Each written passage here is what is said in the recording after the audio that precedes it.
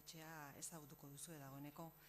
Eta jakingo duzue familia proiektu txiki bat izateagatik proiektzio, potente xamarreko etxean bihurtzen ari dela. Duela 7 urte, Anaia, Gregorio eta biok argitaletxea sortu genuenean, 3 helburu nagusi genituen buruan. Alde batetik, Gregorioren lanak garaibatekoak berreskuratzea eta berrargitaratzea, eta baita ere berriak sortzea, izan ere, Anaia sortzailea da, gidoilaria da eta jarraitzen du horretan. Bigarren helburua zen nolabait euskal sortzaileen lanak argitaratzea eta Europan ezagutaraztea.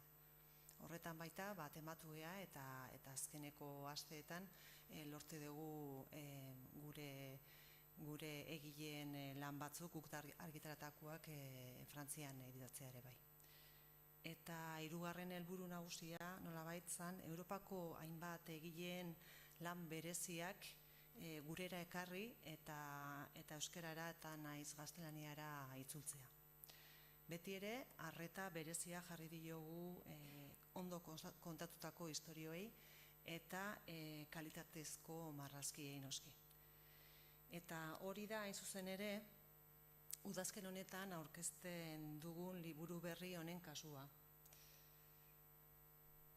Markatu, hau pixka bat ikusteko euskal sortzaileak eta babesten ditugula nolabait eta euren lanak nolabait sustatzen ditugula, hemen lehendabizikoak ikusiko dituzue eta ezagunak egingo zaizkizue batzuei Anaiaren gidoiak daramatzan liburukiak, eta bestelako Euskal Herriko egileen hainbat obra.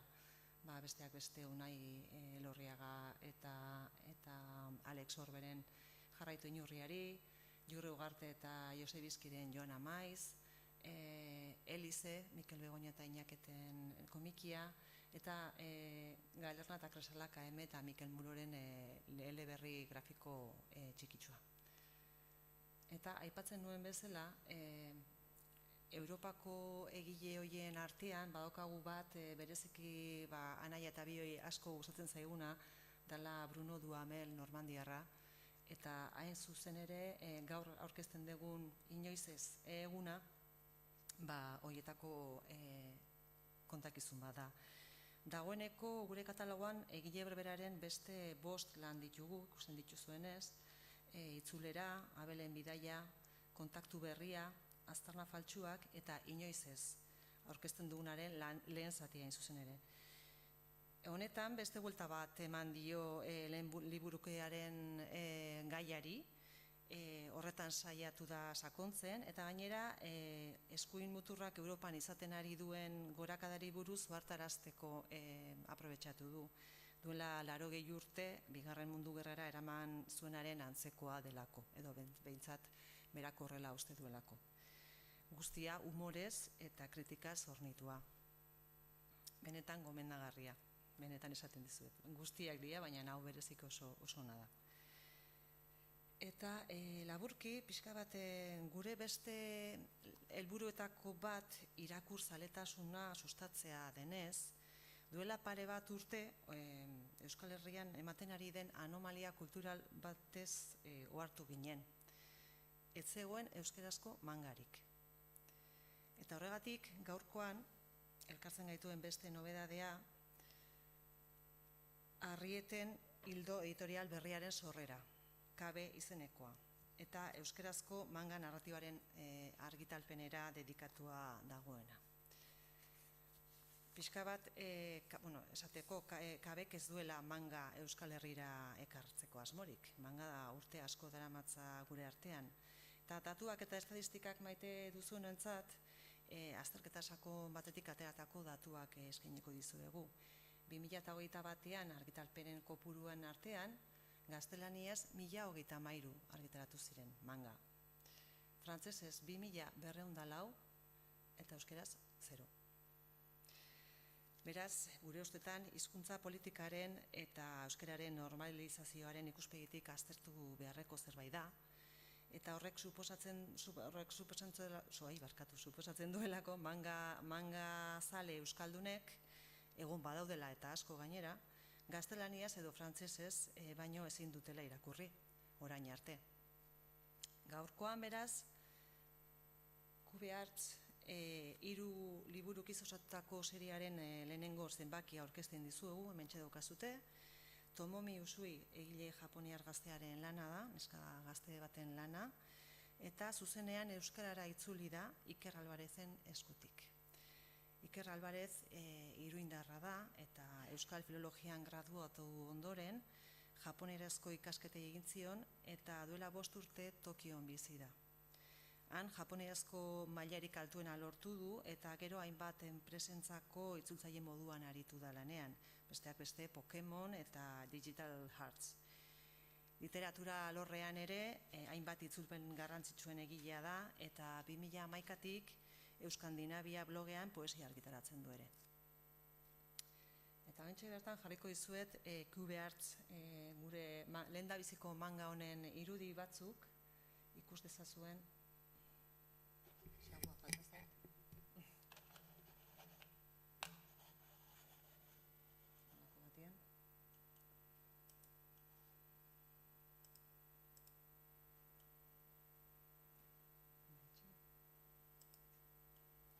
Bueno, hementxe ikusten dezuen, bai?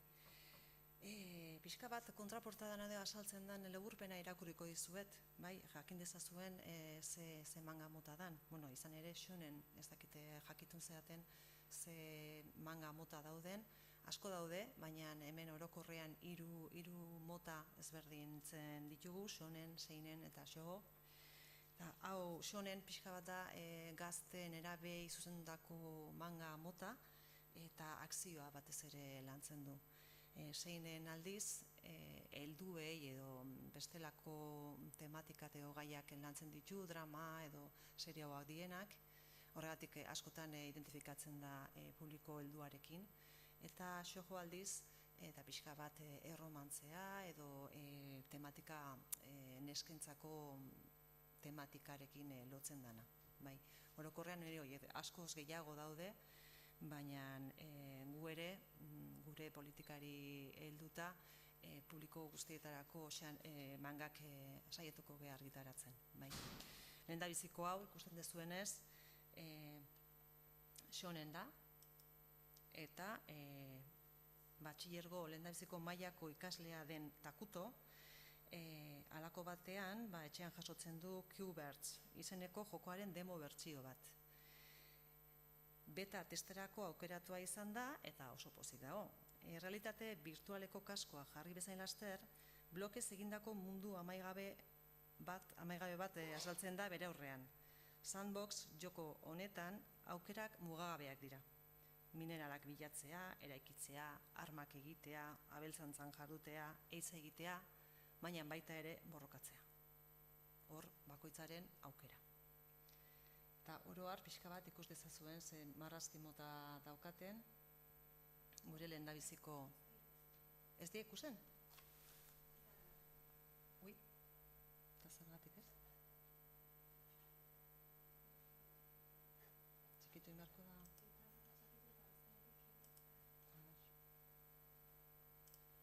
Orain bai? Ez da? Ezula ikusten da, baita hori. Bai, hori da, bai, irikitzen dudana. Ez da ikusten. Sinistu beharko dezu, Nahi baztu gero begira da bat bota, ez du hartzen. Ez du hartzen. Bueno, dudari gabe esan dudan moduan, gaur ez da atzo bezalako notizi esanguratsua, ez da irulegiko eskuko parekua, baina bai uste dugula mugarri garrantzitsu bat dela. Azkenekoz mangazale guztiak eta dudari gabe gure Euskal Herriko nerabe eta gazte askok mangazale amorratuak dira eta baina arte ez zuten aukerarik euskaraz irakurtzeko. Gaurtik aurrera izango dute. Beraz, hemendik aurrera datorren urterako gure asmoa da QBarts esan dizudan moduan 3 liburukiz osatutako seria dela, beste biak otsailerako para febrero, así saldrán los dos, bai? Eta a ber PowerPointa bai ikusten da eta ikusten dezuten hor bestelakoak, ze gehatu zaigu hau nahiko barkatu, Mentxe pixka bat, datorren urterako aurreikusia dauzkagun bestelako mangak, hor gainean ikusten dituzuenak Q-Barts 2 eta 3, pixka bat seria amaitzeko, eta negoziaketan gabiltza Japoniarrekin Heroine Games, Change the World, Dino-san, Girls Last Tour eta Anotaku Cold God. Kasu hauetan, bost hoietatik, bik gaztelaniaz dagoeneko argitaratua daude, baina euskeraz ez noski. Baina beste guztiak, beste... Ez hartu. Las ves aquí abajo. Bai. Ez hartu. Sí, están ahí abajo, están aquí. ¿Esta quieres ver? Bai. Pero no me coge. ¿Sí? No coge. Vale. Arazo teknikoak, bakizute. Bueno, hortxe ikusten dezute, saiatzen ari gea, aldegun einean behintzat, japoneratik zuzenean euskarara itzultzen, Iker Albarezen laguntzaz noski, baina saiatzen ari gea baita ere pixka bat inedituak izatea, manga horiek. Esaten dizuedan moduan, soilik Dino-san eta, ¿cuál es el otro que está en castellano? Dino-san, Girls Last Tour. Beste hiruak ez daude gaztelaniaz, eta oraingoz ez dago aurreikusia gaztelaniaz ateratzea, baina bai euskeraz argitaratuko dituguela. Beraz, onaino pixka bat kontatzeko geneukana, galderarik edo baduzue, hementxe gaude bilok, anaiak gaztelaniaz egingo dizue, nire saiatuko naiz alduan egiten.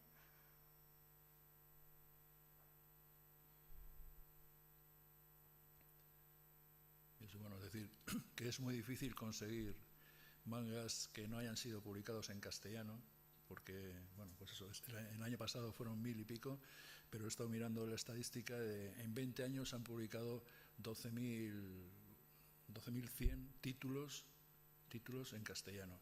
Entonces es muy difícil encontrar mangas que no han sido editados. De todas formas los buscamos, aún así, y luego también nos ponen pegas, y a mí me han preguntado, ¿y si luego no se vende en castellano porque se haya vendido antes en euskera? Bueno, estamos en esa pelea, habrá de todo lo que nos parezcan interesantes y iremos publicando poco a poco. Egia da, behar bat irantzuten ari gehala nolabait. Gure kasuan, komikiari bereziki dedikatua dan argitaletxe honetan, askotan eta askotan galdetu digute. Batez ere, nerabeen gurasok eta galdetzen ziguten, eta mangarik ez dago euskeraz, eta ez zegoen. Agian bateon batek jakingo du aurten argitaletxe katalan batek euskerazko manga bat argitaratu dula, baina esan beharra daukagu zintzoki ez dela, alde batik ez dela manga, eta ez dagoela zuzenean euskarara itzulita. Da malaioa da eta txinotik hartutakoa, beraz zorrotz jarrita ez da manga bat. Beraz, lehen da biziko manga hemen aurrean daukazuten hau da.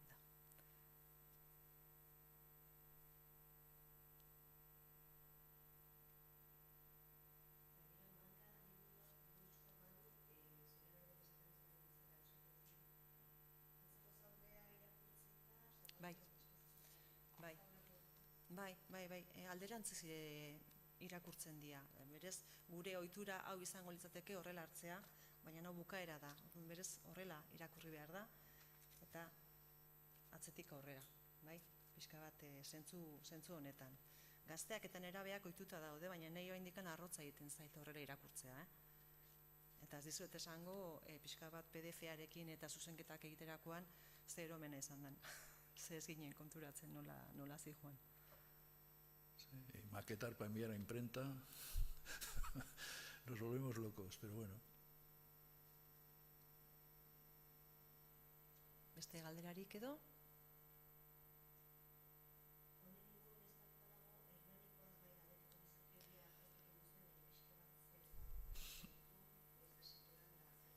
Bai, bueno, ez dakit hau spoilerra dan, ez dakit Hernanikoak.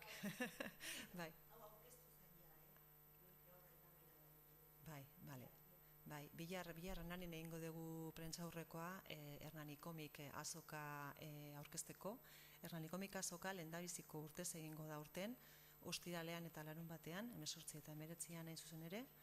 Eta, bueno, gure nahia izan da, nahia bikoitza izan da, alde batetik bere garaian, 2014tik 18ra Bilboko udalak parrapean azoka egindakoaren jarraipen egitea, ze 2018an eten egintzan, eta etzan gehiago berreskuratu, eta gure asmoa zan pixka bat komiki azoka hori berreskuratzea, eta bestetik nahi genuen nolabait ezagutaraztea komikigintza, Euskal Herriko komikigintza oso aberatsa da, eta talentu pila bat dago, eta askotan ez da ezagutzen.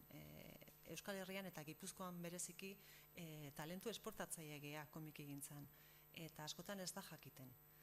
Eta gure nahia da, esaten dizuedan moduan, nolabait aldarrikatzea komikigintzaren papera, baina baita ere ezagutaraztea, ze jende asko komikizaleak ez direnak uste dute komikigintza murrizten dela, bastakida superheroiak, edo Tintin, edo Pare eta Mortadelo, eta para de kontar, eta ez dagoela besterik.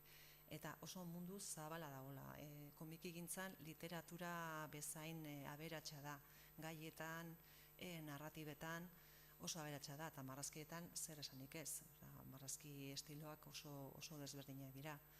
Orduan, nola baita nahi dugu Euskal komikigintzan egiten ari dena ezagutaraztea, eta giro polit batean nolabait lan egitea. Eta egia da, egitara oso konpletoa eta oso beteta daukagula, ez daude bakarrik saltokiak, baizik eta aurkezpen liburuak egongo dira, 8 bat, 9 bat, ez txoin gehiago, ze azken ordukoak egon dira, 11 bat egongo dira, denak euskal komikiak, eta horretaz gain, nobedade gisa, ez dakite esan dezakedan, Bale, bai. Musika ere izango dugu, eta batez ere, nik uste unerik unkigarriena izango dela Jon Zabaletari egingo zaion omenaldia eta sari ematea. Parrapean hasi ziren Josep Camino saria banatzen, eta 5. edizio honetan Jon Zabaletari emango diogu. Hori izango da larun batean eguerdian.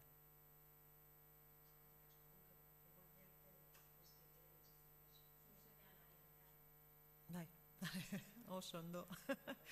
Ni spoilerra botata. Sí.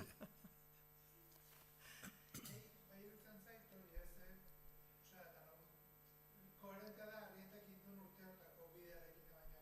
Ja, estrukturarekin nola pentsatu dezute, ez? Ja, beste komiki batzu, ez dara zaren puntuala, ez? Ala, manga bat euskeraz. Ez. Eta kitxo. Ez. Egin dezute, ja, bizioa daukazute estrukturalki, ez? Euren urtean beste batzu, baina, estiloz berdinak esan nahi dut hori, ez? Batzuk, nesken tipiko hori izan daiteke, beste batzuk hori, ez? Bai. Detektibena gehiago, zientza fikzioa, zorionak. Eskerrik asko, bai. Beti, gure helburuetako bat beti izaten da hori, publiko guztietarako komikiak argitaratzea, eta tematika guztietakoak. Egila da, gu adibidez, superheroiak eta ez ditugula, egia da, gu pixka bat gure tradizio franko-belgiarraren hildotik dihua, baina hildo berri honekin, kabe sigilu berri honekin, beste lehio bat edo atea, ez dakit zer dan, baina irikin nahi izan dugu.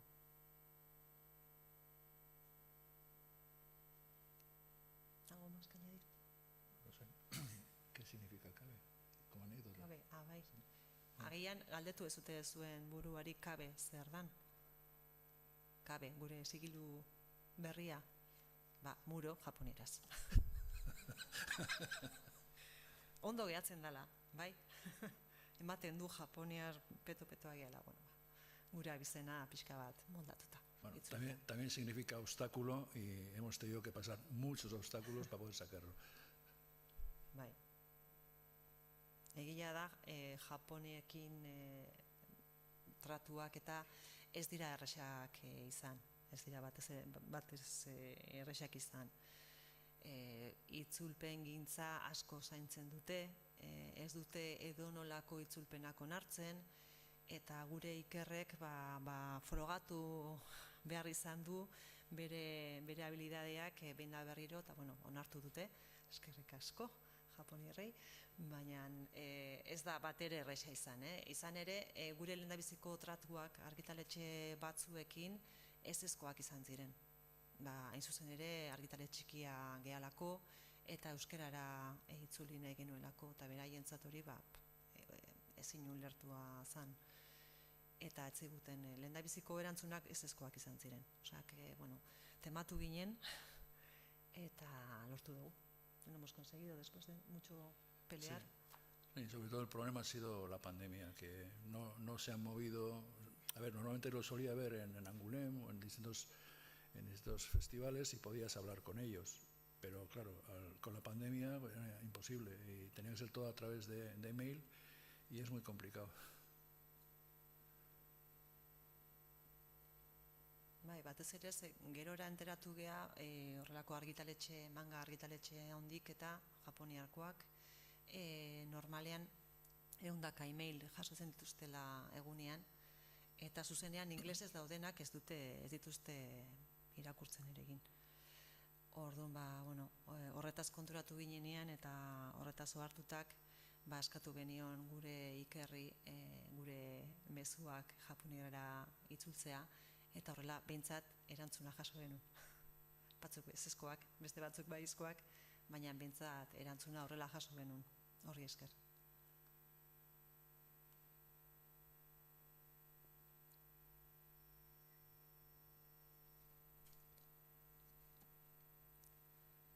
Besterik ez? Listo, gure aldetik. Pues esto, si lo queréis llevar, es histórico. ¿Primer manga? Esto para los coleccionistas, primer manga en euskera. Para ti. Astu hartu, sueltzeko diela. Sí. Bai, ekarri ditugu beste batzuk, bai hartu, bai.